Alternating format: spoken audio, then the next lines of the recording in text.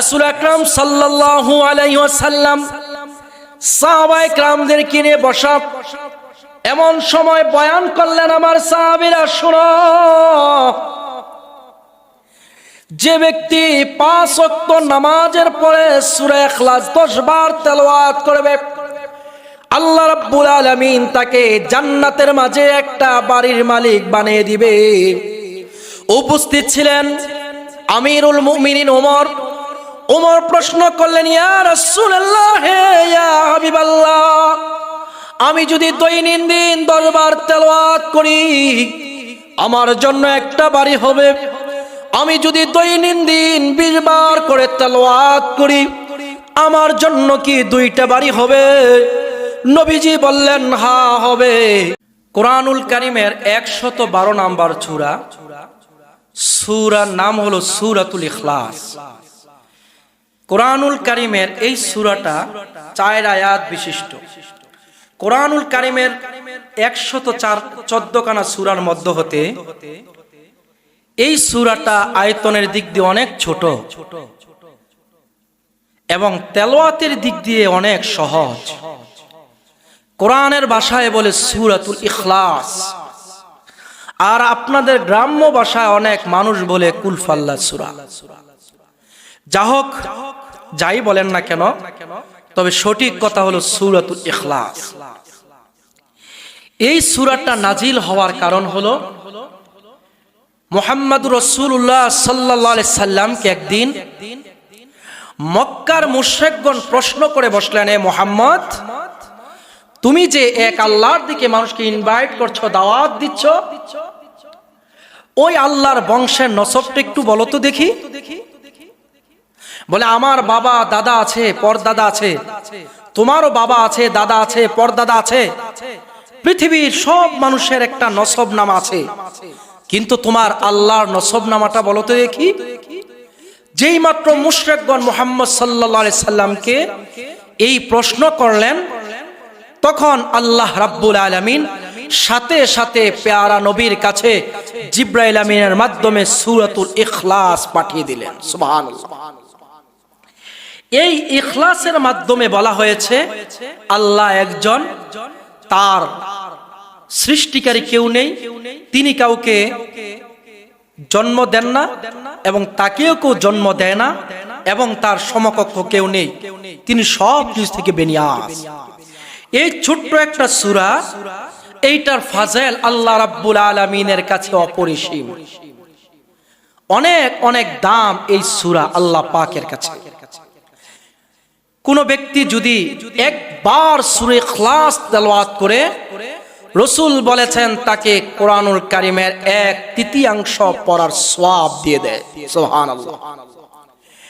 আল্লাহর নবী, বিশ্ব নবী মুহাম্মদুর রাসূলুল্লাহ সাল্লাল্লাহু আলাইহি ওয়াসাল্লাম একদিন সাহাবায়ে কেরামের কাছে বসা ছিলেন। এমন সময় বললেন, আমার সাহাবীরা, আমি কি তোমাদেরকে কোরআনুল কারীমের 1 খতম তেলাওয়াত করে শোনাবো না? সাহাবায়ে কেরাম বললেন, জি ইয়া রাসূলুল্লাহ, আপনি আমাদেরকে শোনান।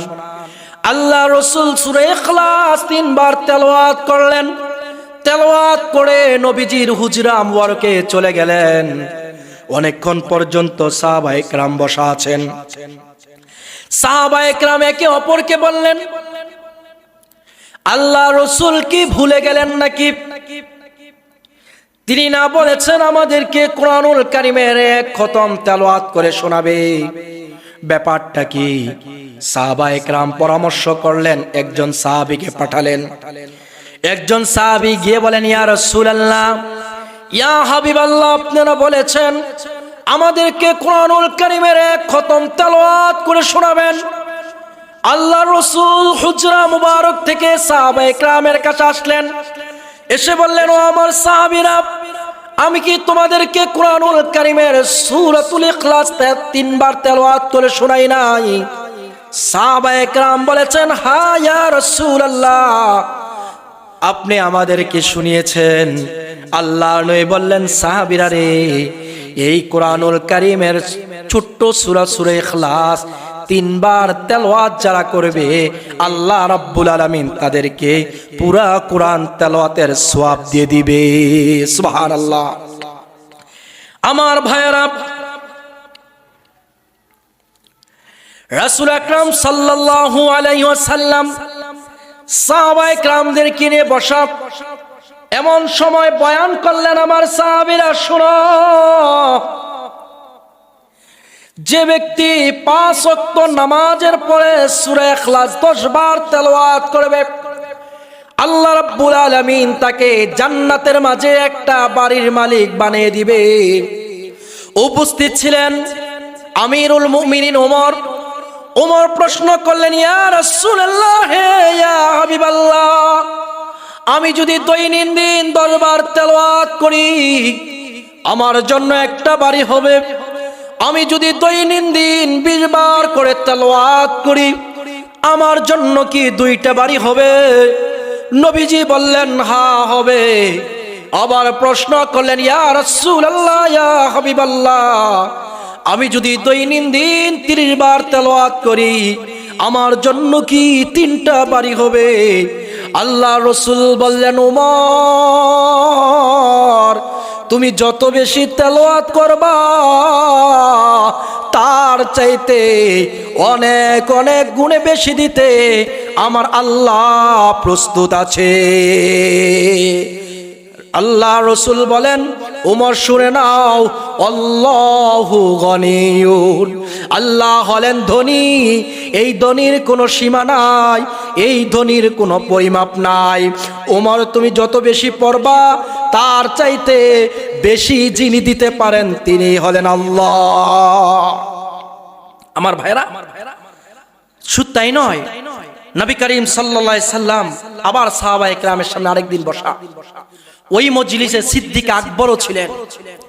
আল্লাহ রাসূল বললেন, সাহাবীরা, আমার যে সাহাবী কালেমার সাথে 3টি আমল করবে আল্লাহ রাব্বুল আলামিন তার জন্য জান্নাতের 8টি দরজা উন্মুক্ত করে দিবেন এবং জান্নাতি সুন্দর হুরদের সাথে তার বিবাহ হবে। নবীজি বললেন, সাহাবীরা শোনো, 1 নম্বর কাজ হলো হত্যাকারীকে মাফ করে দেওয়া। এটা মাফ করে দেওয়া বড় কঠিন কাজ, কিন্তু করতে পারলে বড় সওয়াবের কাজ। 2 নম্বর কাজ হলো তোমার ঋণ গোপনে গোপনে পরিশোধ করা। 3 নম্বর হলো বাদা সলাতিল মাকতুবাতি, 5 ওয়াক্ত নামাজের পরে 10 বার করে সূরা ইখলাস তেলাওয়াত করা। সিদ্দিক আকবর আবু বকর বলেন, ইয়া রাসূলুল্লাহ, ইয়া হাবিবাল্লাহ, আমি যদি 3টা কাজের মধ্যে যে কোনো একটা করি, অর্থাৎ 5 ওয়াক্ত নামাজের পরে সূরা ইখলাস 10 বার তেলাওয়াত করি, আমার জন্য সেই ফাজেল আছে কি? বিশ্বনবী বলেন, আবু বকর, 3টা কাজের মধ্যে যে কোনো একটা যদি তুমি আমল করতে পারো আল্লাহ রাব্বুল আলামিন তোমার জন্য জান্নাতের 8টি দরজা উন্মুক্ত করে দিবে। সুবহানাল্লাহ। আমার ভাইয়েরা, শুধু তাই নয়, আল্লাহ রাসূল কুবা মসজিদের ইমামতির জন্য একজন আনসারী সাহাবীকে নিযুক্ত করলেন। ওই সাহাবীর অভ্যাস ছিল যখনই কেরাত পড়বে, কেরাত শুরু করার পড়বে সূরা ইখলাস তেলাওয়াত করে, যত ওয়াক্ত নামাজ পড়ে যতবার কেরাত পড়ে ইখলাস তেলাওয়াত করে, ইখলাস বলে না। আল্লাহর নবীর সাহাবীরা আল্লাহর নবীর কাছে এসে নালিশ করলেন, ইয়া রাসূলুল্লাহ, ইয়া হাবিবাল্লাহ, এমন কি একজন সাহাবী নিযুক্ত করলেন, এমন কোন দিন না, এমন কোন নামাজে না, এমন কোন রাকাত নাই যে সূরা ইখলাস তেলাওয়াত করে না। ইয়া রাসূলুল্লাহ, ইয়া হাবিবাল্লাহ, আমরা তার ইখলাস শুনতে শুনতে অতিষ্ঠ হয়ে গিয়েছি, এখন কি করব? আল্লাহর রাসূল সেই আনসারী সাহাবীকে ডেকে আনলেন। ডেকে আনার পরে সাহাবীকে জিজ্ঞাসা করলেন, ও আমার আনসারী সাহাবী, কেন তুমি প্রত্যেক দিন প্রত্যেক রাকাতে প্রত্যেক ওয়াক্তে সূরা ইখলাস তেলাওয়াত করো? ওই সাহাবী ডেকে বলে, ইয়া রাসূলুল্লাহ, ইয়া হাবিবাল্লাহ, এই সূরাতে আল্লাহ যে তার একত্ববাদের পরিচয় দিয়েছে, তার মা নাই, বাবা নাই, আত্মীয় স্বজন কেউ নাই, তার সমকক্ষ নাই, তিনি সব কিছু থেকে বেনিয়াজ। এই কথাগুলো আমি শুনতে ভালোবাসি, আমার দিলের সাথে মহাব্বত লেগে গেছে। আল্লাহ রসুল বলেন তাই নাকি? হ্যাঁ। আল্লাহ রসুল বললেন সাহাবী, তুমি যদি আল্লাহ পাকের এই সূরাটাকে আল্লাহর একত্ববাদের কারণে মহাব্বত করো, আল্লাহ রাব্বুল আলামিন তোমার জন্য জান্নাত ওয়াজিব করে দিয়েছে। সুবহানাল্লাহ। আরেক সাহাবী এসে বলেন, ইয়া রাসূলুল্লাহ, ইয়া হাবিবাল্লাহ, আমিও তো এই সূরাটাকে ইখলাসকে ভালোবাসি। রসুল বলেন সাহাবীরে, তুমিও যদি ভালোবাসো, আল্লাহ রাব্বুল আলামিন তোমার জন্য জান্নাত ওয়াজিব করে দিয়েছে। শুধু তাই নয়, এই সূরাটাকে একজন সাহাবী ছিলেন, এই সাহাবীটা সূরাটাকে অনেক ভালোবাসতেন। এই সাহাবী সূরাটাকে কেমন ভালোবাসতেন? তাফসীর ইবনে কাসিরে আসছে, ওই সাহাবীর নাম হলো মুআবিয়া ইবনে মুআবিয়া আল-লাইসি। ওই সাহাবী মদিনায় বসবাস করতেন। ওই সাহাবী মদিনায় ইন্তেকাল হলো। আনাস ইবনে মালিক বলেন, যেদিন ইন্তেকাল করল, আমরা আল্লাহ রাসূলের সাথে তাবুকের প্রান্তরে জিহাদের ময়দানে ছিলাম। হঠাৎ একদিন দেখি সূর্যের আলো বেড়ে গেছে। সূর্যের আলো সারা পৃথিবী আলোকিত করে দিয়েছে। আমরা সাহাবায়ে কেরাম প্রশ্ন করলাম, ইয়া রাসূলুল্লাহ, ইয়া হাবিবাল্লাহ, পৃথিবীর বুকে অনেক সূর্য উঠেছে দেখেছি, কিন্তু আজকের দিনের মতো সূর্যের আলো এমন দেখি নাই, কারণটা কি? আল্লাহর রাসূল জানেন কি? আল্লাহ রাসূল বলেন, আমার সাহাবীরা, আল্লাহ পাক আমাকে এখনো কারণ জানায় নাই। মুহূর্তের মাঝে জিব্রাইল এসে উপস্থিত হয়ে গেলেন, গিয়ে বলেন, ইয়া রাসূলুল্লাহ, ইয়া হাবিবাল্লাহ, একটা ঘটনা ঘটে গেছে। বলে কি? বলে আপনার সাহাবী একজন ইন্তেকাল করেছে। বলে কোন সাহাবী? বলে মুআবিয়া ইবনে মুআবিয়া আল-লাইসি ইন্তেকাল করেছে। নবীজি বললেন, ইন্না লিল্লাহি ওয়া ইন্না ইলাইহি রাজিউন। আল্লাহ রাসূল প্রশ্ন করলেন, ইয়া আখি জিব্রাইল, কোন কারণে আজকে সারা পৃথিবী আলোকিত হয়ে গিয়েছে আপনি জানেন কি? আল্লাহ রাসূল প্রশ্ন করার কারণে জিব্রাইল আমিন বলেন, ইয়া রাসূলুল্লাহ, ইয়া হাবিবাল্লাহ, আপনি কি জানেন না? বলেন না না। বলে আপনার ওই যে সাহাবী মুআবিয়া ইবনে মুআবিয়া আল-লাইসি ইন্তেকাল করেছে, যার কারণে আল্লাহ রাব্বুল আলামিন তার জানাজায় অ্যাটেন্ড হওয়ার জন্য, উপস্থিত হওয়ার জন্য 1000 নয়, 20,000 নয়, 50,000 নয়, 70,000 ফেরেশতা আল্লাহ রাব্বুল আলামিন আকাশ থেকে পাঠিয়েছে। ওগো নবীজি, এই ফেরেশতাদের আলোয় সারা পৃথিবী আলোকিত হয়ে গেছে। আল্লাহ রাসূল বললেন, জিব্রাইল, এত আলোকিত হওয়ার কারণটা কি? কেন পাঠাইলো? বলে আপনি কি জানেন না? বলে না। বলে আপনার সাহাবী মুআবিয়া ইবনে মুআবিয়া আল-লাইসির আমল ছিল, প্রত্যেক দিন হাঁটতো, সূরা ইখলাস তেলাওয়াত করত, ঘুমাইতে যাইতো, সূরা ইখলাস তেলাওয়াত করত, আপনার মজলিসে বসা ছিল, সূরা ইখলাস তেলাওয়াত করত, জিহাদের ময়দানে যাইতো, ইখলাস তেলাওয়াত করত, স্ত্রীদের সাথে কথা বলতো, সূরা ইখলাস তেলাওয়াত করত। তেমনি ভাবে যেখানে যাইতো সূরা ইখলাসকে দিল দিয়ে ভালোবাসতো, দিল থেকে মহব্বত করত, বেশি বেশি তেলাওয়াত করত।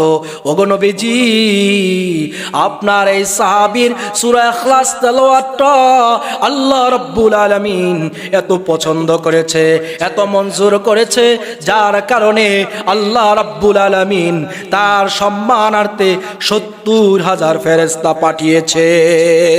সুবহানাল্লাহি ওয়া বিহামদিহি, সুবহানাল্লাহিল আযীম।